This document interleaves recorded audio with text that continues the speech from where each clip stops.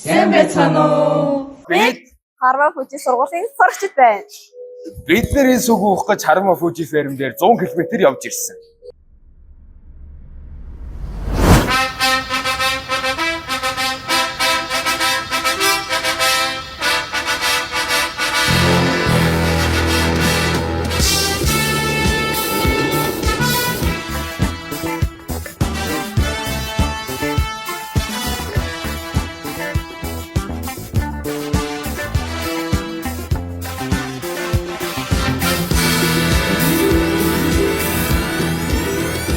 За сайн байцгаана уу? Бид Харма Фужи сургуулийн сурагчид байна. Бид өнөөдөр энэ ферм дээр танилцахаар хүрэлцэн ирсэн байна. Та энэ фермийн талаар бидэнд овчхон мэдээлэл өргөхгүй юу? За баярлалаа. За юу түрүүнд та бүхэн хүрэлцэн ирсэн маш баяртай байна. Баярлалаа. За манай ферм нь болохоор 200 хүний багтаамжтай. Монголд бол юм тэргүүлэх зэрэглэлийн технологи дээр нь болж явж байгаа.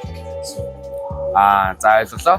Та тэгэхээр энэ үнээнүүдийнхаа хүзүүнд нь зүйлсэн байгаа зүйлсийн талаар нэг тайлбарлахгүй юу? За манай энэ үнээнүүдийн маань хүзээнд нь зүйцсэн байгаа зүйл нь болохоор одоо үхрийн эрүүл мэндийн датаг хэмждэг, дата хэмжигч байгаа. За энэ дээр нь болохоор үхрийн хэр их хичээл хийсэн, хэр их унтсан, хэр их алхсан болон ер нь өөрийнх нь стресс зэргийг бүх зүйлийг нь хянах боломжтой. Энийг болохоор одоо интернетээр дамжуулаад компьютер дээр бүр дата болгон хадгалж авдаг юм бүтээгдэхүүн байгаа. За сайн байцгаана уу найзуудаа. Одоо миний гарт болохоор ингээд одоо энэ өхрнүүдэд одоо сүү оруулах нэмэлт хичээл ингэж өгд юм байна. Тэгээд энэ дээр ийм хэмжигчтэй. Тэгээд нэг үхэрт одоо 250 г ингэж өгд юм байна. За одоо ингээд би одоо за энэ үхэрт ингээд нэг үхэрт 250 г.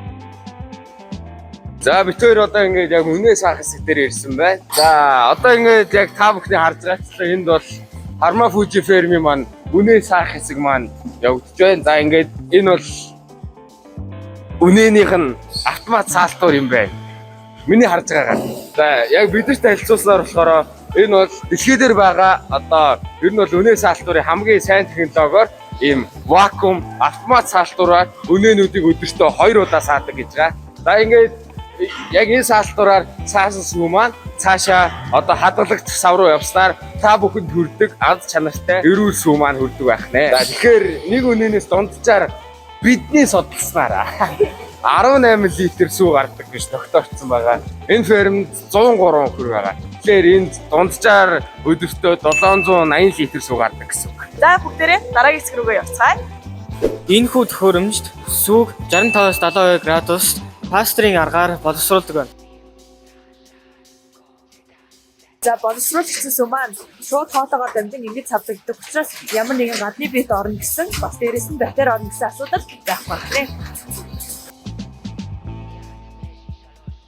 За яг одоо та бүхэн онсоор бичих процесс харагдаж байна. Манай тусгай цэгүүд бол дэлгүүрүүдээр харагддаг сүүнээр онсоор бичдэг. Харин өдөр болгон шинэ Монгол Харма Фужи сурагчдын галт бүтээгдэхүүн дээр бол онсоор бичигддэг. Учир нь ингээл арайн сагаад өглөө та бүхэн хүрдэг учраас онсоор бичих шаардлага байдаг байх нэ.